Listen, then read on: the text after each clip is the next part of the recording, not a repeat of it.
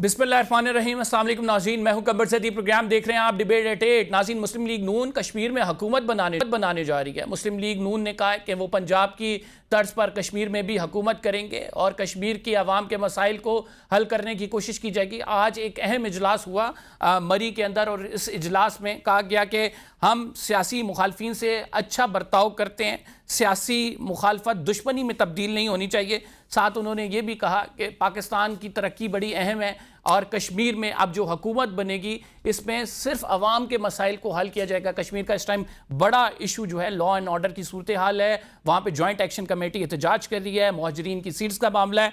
मुस्लिम league नून क्या कुछ करेगी हुकूमत में आकर, आज इसको डिस्कस करेंगे। दूसरी जानिब पीपल्स पार्टी ने बड़े बयानात दिए थे, वो बयानात क्या धरे के धरे रह गए, उल्टी गिनती शुरू हो जाएगी, हम आपका साथ छोड़ देंगे, हम इत्तेहादी नहीं रहेंगे।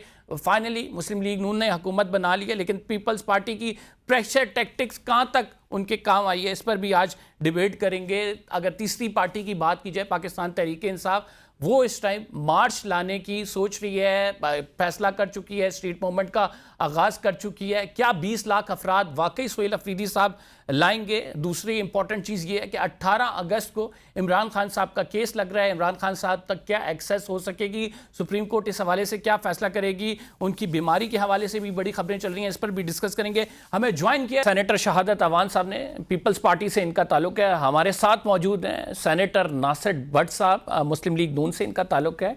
सीनियर रहनुमा पीटीआई के इकबाल अफरीदी साहब हमारे साथ मौजूद हैं। बहुत शुक्रिया आप तीनों मौजूद मेहमान ग्रामी का। उल्टी गिनती शुरू हो जाएगी, हम कश्मीर में हुकूमत नहीं बनाने देंगे, इन्होंने सीटों पे हमारे साथ धांधली की है, अब वक्त आ गया हुकूमत से अलहदगी का। पीपल्स पार्टी के बड़े बड़े बयानात और उसके बाद फिर हुआ क्या? मुस्लिम लीग नून 2/3 से अब हुकूमत बनाने जा रही है। सेनेटर शहादत अवान साहब से पूछते हैं, सर क्या हुआ? आप लोगों ने बड़े दावे किए थे और उसके बाद अभी आज बैठी है, इजलास हो रहा है, मुस्लिम लीग नून फाइनली कश्मीर में हुकूमत बना लेगी। What will you do sir? Zaidi साहब, इजलास हमारा भी हो रहा है, आप खाली एक तरफ के इजलास को देख रहे हैं, आपकी नज़रें खाली जो है ना पहाड़ों पे जाती हैं।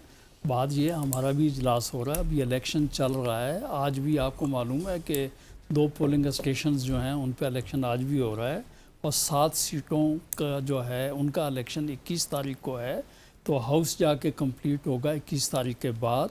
और पहली बात तो ये है कि 12 सीटें, तो आपको याद होगा कि राना सनाउल्लाह साहब ने कहा था कि हम जेब में लेकर चलें, उन 12 को अगर माइनस कर दें तो उसको एक साइड पे रख दें, अगर उसके बाद जाके देख लें तो फिर तो गवर्नमेंट पाकिस्तान पीपल्स पार्टी की बनती है।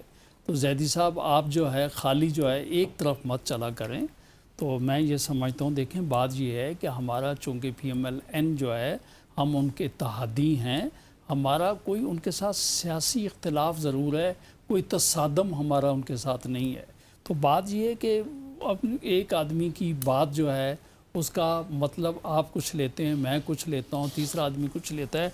हम सिर्फ़ और सिर्फ ये चाहते हैं कि आवाम का जो मैंडेट है उसका एहतराम किया जाए, फ्री एंड फेयर इलेक्शन होना चाहिए। आज भी हमारे कश्मीर के इलेक्शन के ऊपर हमारे तहफ़्फ़ुज़ात अपनी जगह हैं। आज की भी जो पोलिंग हुई है, आपको याद होगा लास्ट जो तीसरा फेज़ हुआ है उसके अंदर भी जो पोलिंग हुई है, आपने देखा है कि जहाँ जहाँ पे जो अगर कोई इरेगुलरिटी, इलीगलिटी या ज़्यादती हुई है, हमने इलेक्शन कमिश्नर साहब को भेजा और इलेक्शन कमिश्नर साहब ने खुद ये जो उन्होंने यकीन दिलवाया है, उन्होंने what would be the ultimate outcome of this difference? Ultimately ये टेबल पे बैठ के रिजॉल्व हो जाएगा या फिर ये किसी ऐसी चीज़ में तब्दील होगा जो कि आप दोनों नहीं चाहेंगे? देखें ज़ैदी साहब, मैंने आपको पहले 2 मिनट पहले मैंने आपको कहा कि हम एक दूसरे के इत्तेहादी हैं और इख्तलाफ होना अपनी जगह है, सियासत अपनी अपनी है। PMLN एक बहुत बड़ी पॉलिटिकल पार्टी है, पाकिस्तान पीपल्स पार्टी मुल्क की एक बहुत बड़ी पॉलिटिकल पार्टी है। हमने अपना इलेक्शन करना है और मेरा चेयरमैन जो है थ्रू आउट इलेक्शन कैंपेन में वो कश्मीर में मौजूद रहे हैं। हमने इलेक्शन देखा है, आप सहाफ़ियों ने इलेक्शन जो है उसको कवर किया है। हम ये समझते हैं कि कश्मीर में इलेक्शन पाकिस्तान पीपल्स पार्टी का था नॉर्मली, अदरवाइज़ भी खैर ये असूल तो GB में ख़त्म हो गया कि जिसकी हुकूमत हो उसकी जो है गवर्नमेंट बनेगी।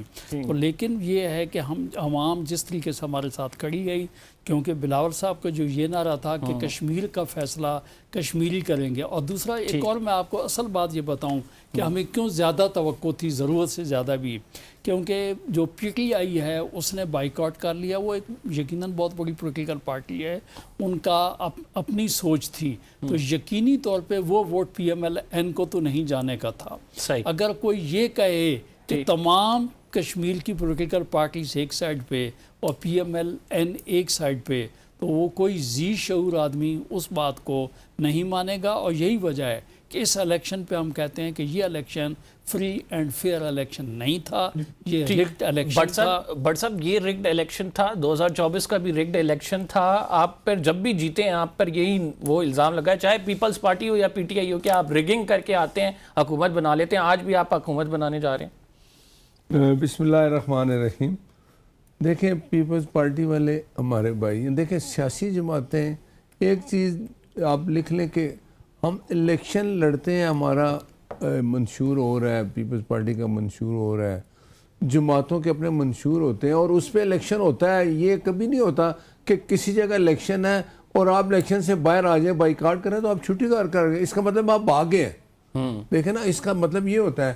ابھی آپ نے پوچھا ان سے کہ جی میرے بھائی بڑی سادگی سے کہہ رہے تھے کہ پی ٹی آئی والوں نے جب بائیکاٹ کیا تو ہم سمجھ رہے تھے کہ ووٹیں ہمیں ملیں گی.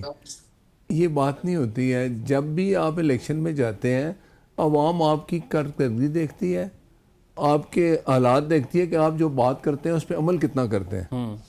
ایک بات کا ہمارا ریکارڈ ہے, آپ دیکھیں کہ میاں نواز شریف کی جب یہ حکومت آئی, جو بات انہوں نے کی وہ پوری کی. ترقی کی بات آپ دیکھیں کہ اگر پاکستان میں اچھے کام ہوئے ہیں کس دور میں ہوئے ہیں, میاں نواز شریف صاحب نے. وہ کشمیر گئے, کشمیر جا کے انہوں نے کہا کہ بھائی میں آ گیا ہوں. کئی لوگ کہ جی میں بھی کشمیری ہوں. اب یہ بھی ایک بات تھی کہ بھائی آپ اگر ہمیں ووٹ دیں گے تو میں آپ سے یہ وعدہ کر رہا ہوں, میں وہی کام کروں گا جب میں وزیر اعظم تھا. جو پنجاب میں اب کام ہو رہے ہیں میں اسی طرح کے کام کروں گا, اور اگر آپ مجھے یہ مینڈیٹ دیں گے پھر میں وعدہ کر کے جا رہا ہوں کہ میں ایسا کروں گا. میں ہر 6 مہینے بعد آ کے وہاں کردگی, اگر ہماری حکومت بنی تو اس وزیر اعظم جو بنائیں گے میاں نواز شریف صاحب اسی کو بنائیں گے. اب تو بن گئی نا, اب بن گئی, اب ہوگا نا. اب دیکھیں نا, جوائنٹ ایکشن کمیٹی وہاں پہ احتجاج کری ہے. کشمیر کی عوام جو ہے اس ٹائم ناراض ہے آپ لوگوں سے. وہاں پہ مار دھاڑ جو ہوئی ہے وہ سچویشن آپ کے سامنے ہے, لا اینڈ آرڈر کی صورتحال خراب ہے, کیسے قابو پائیں گے؟ دیکھیں مجھے آپ بتائیں, لا اینڈ آرڈر کی سچویشن خراب تھی. اگر جوائنٹ ایکشن کمیٹی نے کچھ وہاں مطالبات کیے, یہ یاد رکھیں کہ وفاق سے منسٹر امیر مقام صاحب اور دوسرے وہاں گئے, وہاں بیٹھ کے ان کے مطالبات 35 تھے, 38 تھے, سارے مانے ایکسیپٹ ٹو آن دین کہ یہ کہہ رہے تھے جی سیٹیں ختم کریں, جو ہو نہیں سکتی, جو قانون نہیں ہے نا.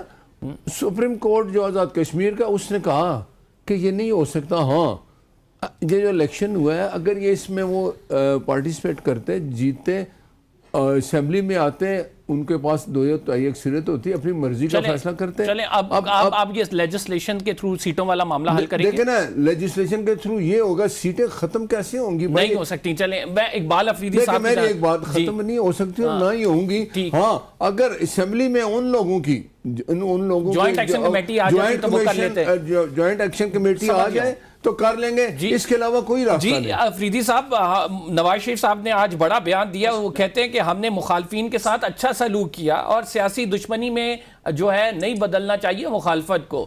آپ لوگ کیا سیاسی دشمنی میں چیزیں بدل رہے ہیں؟ پھر انہوں نے کہا کہ جیسا پاکستان ابھی ہے ویسا ہی ہم کشمیر بھی بنائیں گے.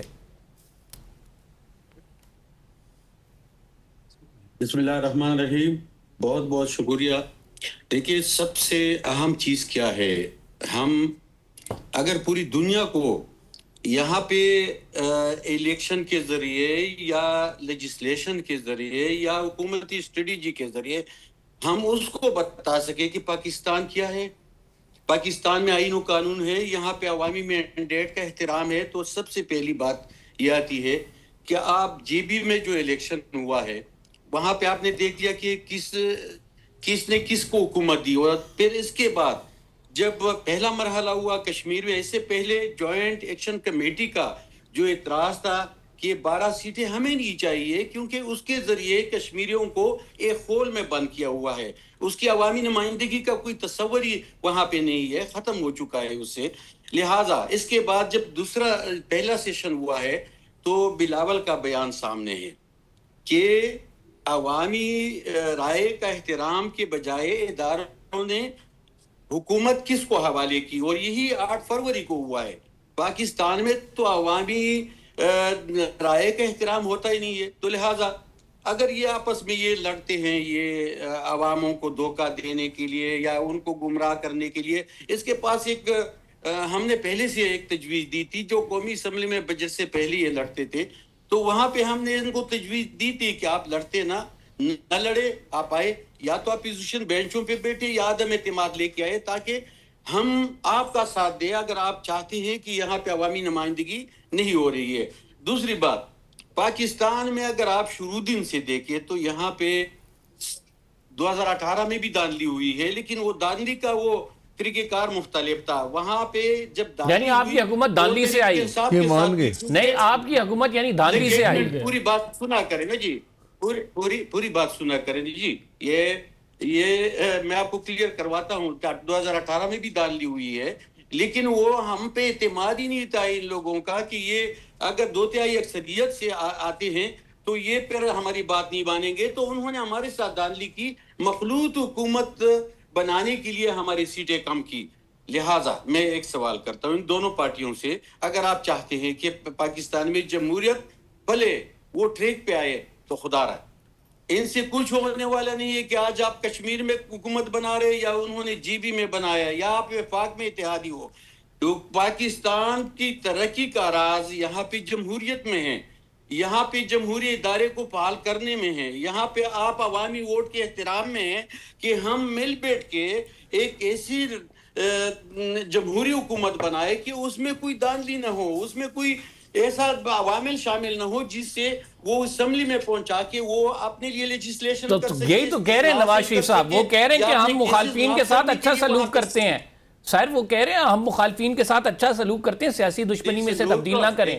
دیکھیں میری بات، اس کے ساتھ جو سلوک ہو رہا ہے، میری بات پوری ہونے دے، نواز شریف کے ساتھ جو سلوک ہو رہا ہے اپنی پارٹی کی طرف سے، دیکھیں آپ جی بی کا پہلا جلسہ ان کو دیکھے، اس کے بعد پارٹی کا جو انہوں نے باہر بھجوایا، آپ نے خود ہی دیکھا کہ ایک ہی تقریر سے انہوں نے پھر کہا کہ مجھے کیوں نکالا، تو اس کے بعد جب حالات بنے ان کو باہر بھجوایا۔ یہ دیکھیں نواز شریف کی سوچ میں تھوڑی تبدیلی ہوگی، لیکن وہ تو مزے لے رہا ہے نا جی، بیٹی وزیر اعلیٰ ہے، بھائی وزیر اعظم ہے اور پوری فیملی حکومت میں ہے، لیکن اس کے باوجود بھی اس کو اعتراض ہے کہ مجھے کیوں نکالا۔